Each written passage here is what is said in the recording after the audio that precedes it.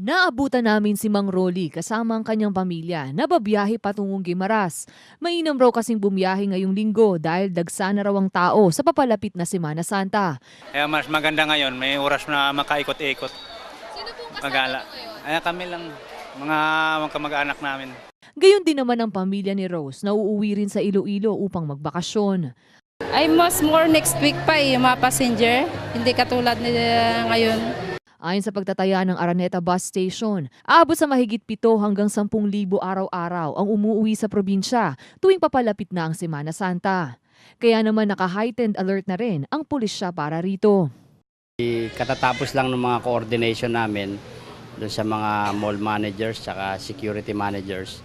Kasi dito sa nasasakupan natin sa Cubao, meron tayong 11 bus terminal, tapos 6 na malls. So sa mga petty crimes sa bus terminals wala pa naman. Ang madalas naman nahuli natin yung mga violation ng traffic dahil sa continuous yung conduct natin ng checkpoints. Mahigit sa 180 namang kapulisan ang nakadeploy sa nasabing lugar upang masiguro ang kaligtasan ng mga biyahero. Nag 2 shifts na kami, meron na tayong nakalatag dyan na 8 personnel, 4 sa umaga, 4 sa gabi, bukod pa yung isang mobile car natin at saka 4 na motorcycle riders. So simula nung Monday, normal situation. Samantala, nagbigay naman ng paalala ang Philippine National Police para sa mga kababayan nating uuwi sa kani-kanilang probinsya.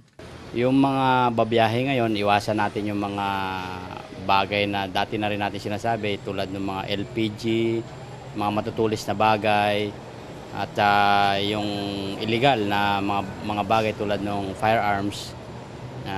Ayun po, para hindi na sila maabala. Yung mga bagahe nila, siguraduhin nila may mga tag o kaya may mga pangalan para hindi ito naliligaw. Ako ang inyong kaibigan, Marge Wamar para sa Newslight.